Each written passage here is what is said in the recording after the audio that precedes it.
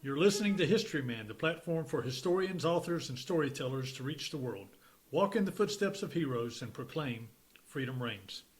On today's episode, we are fortunate to have Sheri Davis, the Education Director of Liberty Live. Welcome, Sheri. Good to be here. Before we get started, we'd like to give a shout out to a couple of our affiliates. Long Gone LLC specializes in genealogical research and guided historical tours in Camden, South Carolina. And Southern Campaign 1780, providing living history experiences that educate, entertain, and inspire. Both of these affiliates can be found on Facebook. So Sheri, tell us a little bit about Liberty Live. Well, you just mentioned Southern Campaign 1780, and Liberty Live is the education component of that. And what we do is that we go out to schools, all ages. We go to living history events. We go to DAR meetings, SAR meetings, things like that. Anybody who wants a program that we might be able to offer them some education about Revolutionary War, backcountry life, things of that nature. There's a growing interest in the Revolutionary War as we approach the 250th anniversary of the Revolutionary War. And Liberty Live is an integral part of getting that education out and doing so in a way that is enthusiastic to the listeners. I mean, they gravitate to what y'all are doing. So thank you for being here. Well, we certainly enjoy what we do. We especially love working with the kids because we know that if we can engage the kids in something hands-on that they will remember, that it makes history come alive for them, and that hopefully in years to come they'll remember that, and then they'll want to be a part of the history. They'll want to become a reenactor. They'll want to become a living history person. And so hopefully we're training young ones now for the future. Well, how'd you get involved with Liberty Live? I'm a high school biology teacher by trade. And when we had our organizational meeting with Southern Campaign, they already had a program, Liberty Live, but it was more military, and it wasn't set to the South Carolina standards. And that's something, as teachers, we totally understand that everything needs to be set to the standards. And so I volunteered to say, I can take what you do and set it to the South Carolina standards so that when we advertise this to teachers, we are covering what they're going to be talking about in the classroom and things that they will be tested on in their state testing. And so make it more applicable to the teachers and things like that. Well, how would a teacher or a principal or an educator who's looking for this type of investment into their classroom, how would they reach you? They can get on our website, southerncampaign1780.org, and you'll click on the link, Educational Opportunities, and there's Liberty Live. And you'll pop me an email, and we can get the ball rolling. We've got you here today to tell a story about the Revolutionary War. What kind of story have you brought to us today? Well, it's a personal story. Of course, you talked about Long Gone and their genealogy services and things like that. Well, a lot of us that do this reenacting or this history that are members of DAR, Colonial Dames, things of that nature, we're really into genealogy. And I found an ancestor, a 6 times great-grandfather named James McCrory. And I had been researching him while we were living in Virginia. And all of a sudden, we moved to Camden. And he was at the Battle of Camden. Wow. And he was at the Battle of Cowpens. And he's from Guilford Courthouse. So it's like, ooh, maybe I've come home to my roots. I don't know, but that's my guy. That's James McCrory. He was a member of the 9th Regiment of the North Carolina Line. He immigrated here. His father, Thomas, mother, Hannah, and him and 8 brothers and sisters immigrated from Larga, Antrim, Ireland, Antrim County, Ireland. And they came over in 1775 when he was 17 years old. And then by 1776, his dad, himself, his brother Thomas Jr., and then his brother Hugh had all joined up with the Continental Army. So where were they living at? Okay, they came in through Baltimore. That's where their ship landed. And then they moved down to Guilford County, North Carolina. So that's where they were from when they came to the colonies. Where is that particular county? Scotland, Ireland? The Antrim County. Antrim, isn't that, Okay. Isn't that the Ulster region of Yes, Ireland? it is. Wow. And they hated the English over there, and that's why they left, is to get away from them. And they left out of Belfast on the ship, came here, moved down to Guilford Courthouse, what eventually became Guilford Courthouse.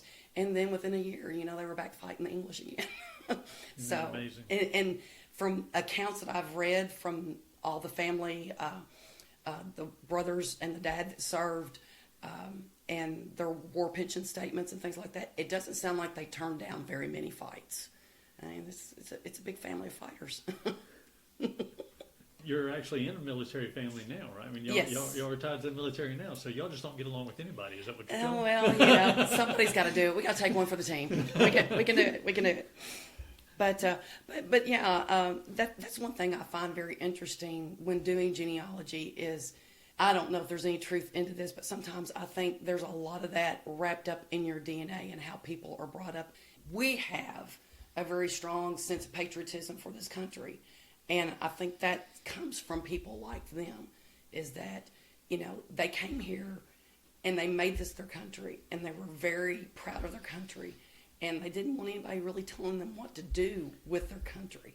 And so I think that kind of resonates with our family, and the more family members I research, the more I'm finding I come from a long line of people willing to stand up for their beliefs. Well, do you think it was a rebellious personalities, or do you think it was more of a personality of independence? It could have been a little bit of both. I mean, they are Irish, from Northern Ireland, and but I think it was independence. I think there's a strong streak of, we want to be here, we want to live our own life, not really. We understand that there is a greater good, but at the same time, don't be telling us how to handle our business. So I think so. In the research that you've done, tell me a little bit more about them. Of course, when they all joined up in 1776, the father, Thomas, evidently, I think they had to be fairly rich because, he was able to be a commissioned officer right off the bat. Okay. Formed his own militia, which all of his sons were under him. Just getting them over here to this country, all of the amount of money he would have to pay, because I can't find anything. So they were a fairly new family. There were a couple different migrations, ones that happened years before that. So, right.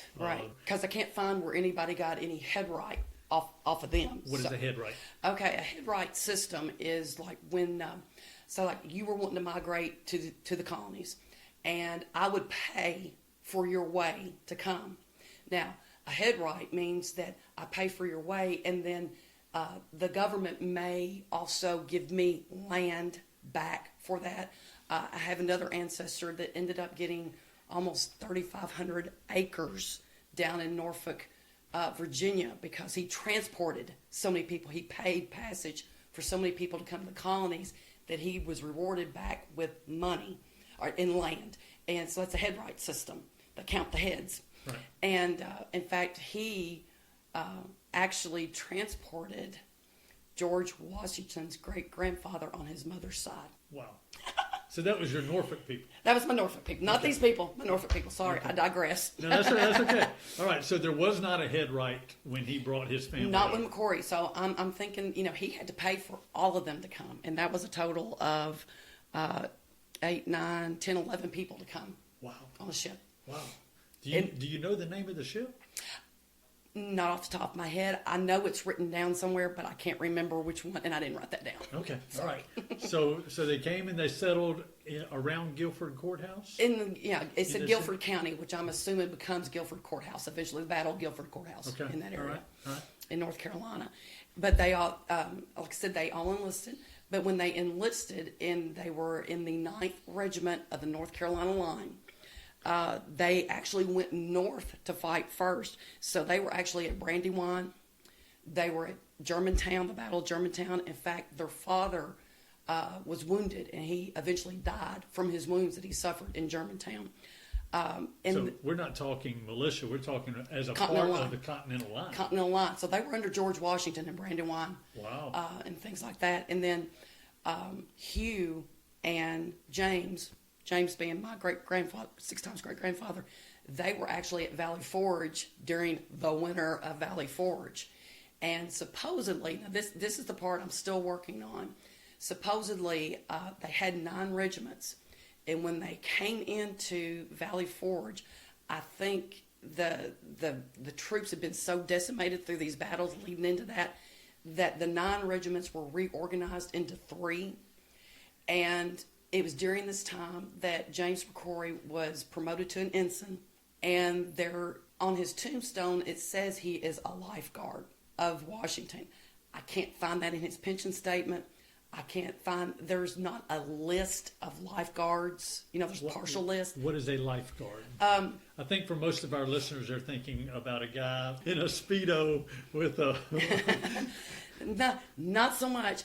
It is my understanding that these were military personnel that basically would have guarded George Washington, General Washington, as he went about his daily tasks. They would have stood outside his tent. They would have stood guard there. They would have saw to his personal needs, like, I'm hungry, you'll give me food, I guess. I don't know. But that's a lifeguard position. Okay. Now, it is on his tombstone down in Alabama, because that's where his land grant ended. That's where he ended up after the war, was down in Tuscaloosa, Alabama. And it's on his tombstone. And when I got to digging, like, who would put that on his tombstone? Because it's not in his pension statement, but it is in some type of record there at the Alabama State Archives. But I don't know if it's something that somebody wrote or if it's an actual document. I see. I hadn't seen it yet, so I don't know. Okay. So what then? So they're up at Brandywine. They're up at Valley Forge. They've consolidated those Continental units out of North Carolina into 3 instead of 9. What after that? Well, his pension record says that the supernumerary officers, of which he was one, were sent back down south to do recruiting. Okay. So I'm assuming a supernumerary officer is one that, is an ensign. That's you got too many officers. So we're going to send some of the officers back down south or out on recruiting missions. So he goes back down south. He does recruiting. He eventually joins the 9 months men. Again, I'm assuming that's you're serving for 9 months. And it's during this time that he ends up in the Battle of Stono. He's down in the Southern Campaign Theater. We're talking about Stono Ferry. Yeah, Stono Ferry. At Charleston, outside So he's down at Stono Ferry, and he's at the Battle of Camden.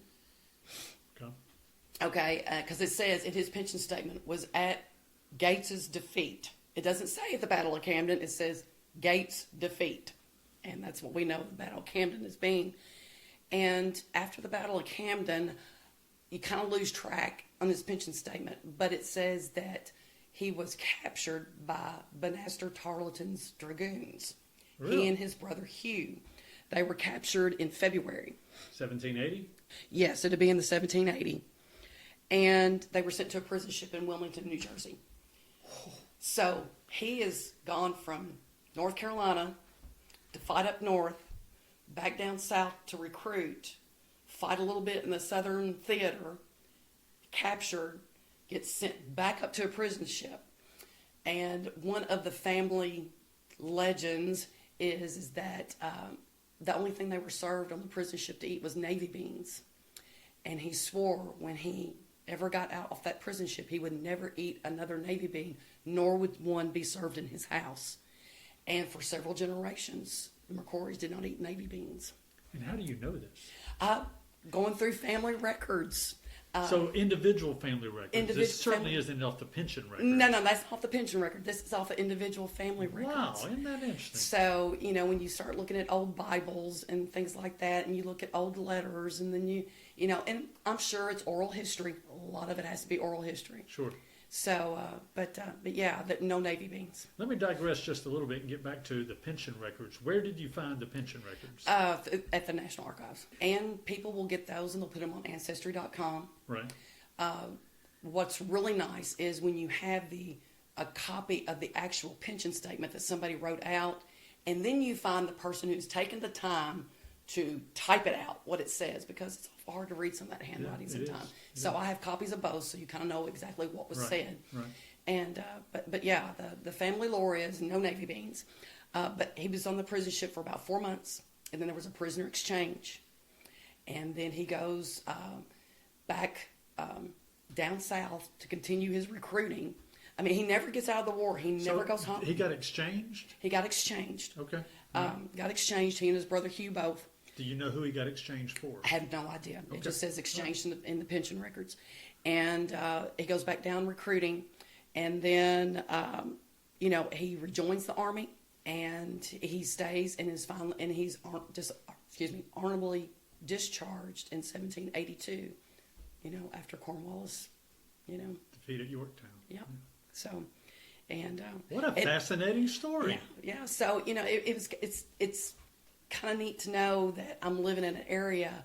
When I walk out on the Battle of Camden battlefield, it's like, hey, this is where my 6 times great grandfather and uncle, because they were both there. This is where they were. And, I can't wait to go. We went to Cowpens, and the same thing. They were at Cowpens. And this year they're going to do the reenactment there at Guilford Courthouse. So we're going to Guilford Courthouse. So when you go to and you reconstruct the battles of Camden and Cowpens, do you see what part of the line he's in on the battlefield? Sometimes you can. Right. Sometimes you can. And it just depends on if you can get the map and say this is where, if you know exactly like what unit he would have been in at that time. Right. And the pension statement always says, who he was serving under, who would have been his commander at that time. Right. And you can kind of at least get an idea. Right. An idea where he would have been. That's a cool story. Well, I appreciate that. I think it's neat because it's family. Right. And, it's not one of these really, he didn't go and hang Major Andre or anything like that. But, He was there. He was there, and he fought, and he started the fight, and he ended the fight. He was in it from 76 to 82. I know you look back on that, and you look back, on your family history, and you have said that you come from a family of fighters and who were very, very independent-minded, and that. But do you, in the history that you've researched, do you find any of his writings that gave you a clue as to why he fought? Anything that I have read coming from him or the brothers, there's more from the brothers than it is him actually talking. Okay. He gave his pension statement, and then in his pension statement he has what he says, and then there's corroboration from Hugh Corey, and there's corroboration from 2 other soldiers. Yes, I saw him at Cowpens. Yes, he was at Brandywine. Yes, he was at Germantown. So they're corroborating that what he says is true and everything. And I just think from what I've been able to read from diary excerpts from the brothers and things like that is that they were just a family that said there's a job that needs to be done and we're going to do it. And, and we came here to live like we wanted to and to be independent and to be independent from the British. That's why we left Ireland. Why would you leave Ireland, your home? You weren't under the British rule of thumb, under their thumb right there. So they came here looking for a new life, and then the British followed them. And they just weren't going to put up with it. Where else was there to go? That is fantastic. It is interesting to me that if you go down to Burgall, North Carolina, you go to a little battlefield there. The governor of North Carolina enlisted the help of newly immigrated Scottish Highlanders to fight on the British side. Mm-hmm. And Scotch-Irish from the Guilford Courthouse area and over the mountain regions, they made the big trek down there outside of Burgall and fought. The Scots are fighting the Scotch-Irish is basically what it amounted to. So it's not just the Scotch-Irish thing. I think you can read into this. They saw this new land as their country and something worth fighting for, and that independent spirit worth fighting for. Let me ask you this in that vein. What does liberty mean to you? I think liberty is the opportunity to achieve whatever you want to achieve, to be able to go out and do the things that you want to do. Now, we all have to, you make choices, there's consequences. And I think that's part of it too, is that, you make these choices, you face these consequences, and you work through those problems. But it's always living on your own terms and being responsible for the choices and decisions that you make. That's very good. Tell me a little bit about Liberty Live. Do you have any events coming up here soon? Well, of course, we always do Education Day for the Battle of Camden reenactment that we have every year in November. This past year, it was the second weekend in November. And so we have it on that Friday. We've also sent out information to schools saying, hey, you want us to come and we'll do a day for you? Well, we can do anything. We can do a 4-hour mini encampment. We can do an 8-hour encampment. We can do an hour-long lesson. Everything that we do is try to be hands-on and get the kids involved in the learning process of it. But we do have something coming up in March over in Aiken, at the high school there, Aiken High School. They're going to do kind of a mini version of our Education Day that we did for the Battle Reenactment Weekend. And then we're just kind of looking to see if there's some other areas that we'll be able to fit into. It's kind of, with COVID, we really don't know what is out there available to us yet, because everybody's just now seem like they're coming back online. Right. How can they reach it? All they have to do, again, is get on southerncampaign1780.org, click on the link that says Liberty Live, shoot me an email, and I'll get back with you. Thank you so much, Sheri. Thank you.